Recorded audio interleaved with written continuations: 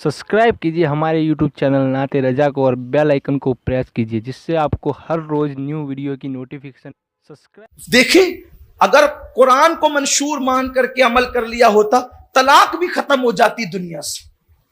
लोग हमें क्या सिखाते कि तलाक नहीं देना चाहिए, कुरान ने बयान किया। कहा कि कुरान बयान कर रहा है कि अगर मियां बीवी में आपस में इख्तलाफ हो जाए तो पहले ही मारपीट मत मचाया करो। देखो कुरान कैसे बयान कर रहे हैं, कानून बयान कर रहे हैं। कुरान कहता है पहले ही मारपीट मत मचाओ, वो आखिरी स्टेप है। वो जो बुज़दिल होते हैं वो औरतों को मारते हैं, हुजूर ने उनके लिए हलाकत की दुआ की है, मारने वालों के लिए। फरमाया पहली बात ये करो, उसे समझाओ। देखें, पहले समझाओ।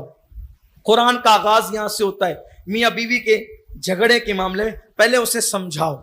समझाने के बाद नहीं मानती है तो फिर कुरान कहता है कि उससे बात बंद करो, बिस्तर अलग करो। फिर भी नहीं मानती है तो फिर उसको ऐसे मारो कि उस मारने से उस पर कोई निशान न पड़े, उस पर कोई जख्म नहीं आए, मारने का असर उसके जिस्म पे जाहिर ना हो, बल्कि फिर उसकी शराहत की। अच्छा, एक खास वजाहत कर दूं, कुरान किसी चीज की तफसील बयान नहीं करता। पहली खास बात ये आप जहन में रख लें। उठाइए कुरान, बस थोड़ी सी बात करता है, फिर आगे बढ़ता है, फिर आगे बढ़ता है। हैरान है तालिब इल्म कुरान का, ये वजाहत क्यों नहीं करता। ये वजाहत, पहली बात ये वजाहत होगी जिस भी बात की तो किताब का हजम बढ़ेगा, एक बात है ना।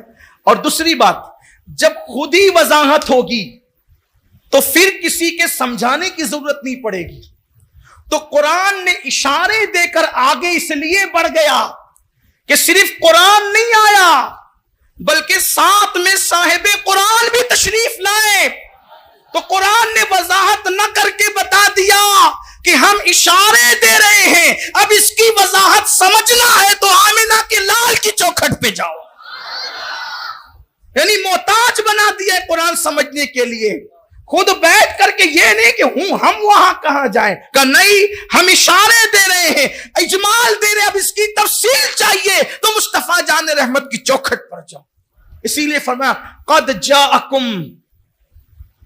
जाअकुम मिनल्लाहि नूर व किताबुम मुबीन।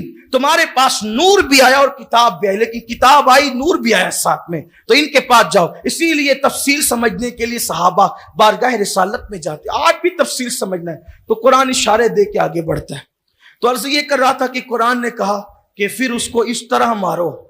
अब मारो किस तरह, हुजूर ने फरमाया मिसवाक से मारो। किससे मारो? डंडे से नहीं, पट्टे से नहीं, चप्पल जूते से नहीं। कुरान कहता है आखिरी स्टेप है, पहले बात बंद करो, नहीं मानती है, पहले समझाओ, नहीं मानती, बात बंद करो, बिस्तर रख करो, फिर उसको मारो। मारने की नौबत है मिसवाक। अब मिसवाक के लिए कानून दे दिया हुजूर ने। फरमाया छोटी से छोटी छंगलिया की तरह हो और मोटी से मोटी अंगूठे की तरह हो। उससे मोटी मिसवाक सुन्नत के मुताबिक नहीं है। मतलब कोई कितना भी आदमी मोटी इस्तेमाल करना चाहे तो वो अंगूठे से मोटी इस्तेमाल, क्योंकि वो सुन्नत के मुताबिक कम, छोटी से छोटी। कुछ लोग इतनी बारीक लेकर के मुंह में दबा के घूमते, ऐसा लगता है कि खिलाल तो नहीं कर रहा है। ये सब अपनी मर्जी पे चलना। इतनी बारीक मिसवाक ना हो, मिसवाक कम से कम आपकी छंगलिया की तरह, ज्यादा से ज्यादा आपके अंगूठे मारो मिसवाक से। अब बताइए अंगूठे की मिसवाक। और फिर ये भी है कि ये मिसवाक इतनी छोटी हो जाए कि इस्तेमाल के काबिल न रहे तो रख दो। बड़ी से बड़ी कितनी होगी? नई जब मिसवाक आएगी, चले कोई सोचे कि चले मिसवाक इसे मारना तो नई ला के मारे, तो बड़ी से बड़ी फिर फरमा दिया कि एक बालिश तो होनी चाहिए। एक बालिश से बड़ी नहीं हो सकती मिसवाक। अब एक बालिश तो क्यों अंगूठे के मुताबिक हो तो क्या मार पड़ेगी? ये है इस्लामी उसूल।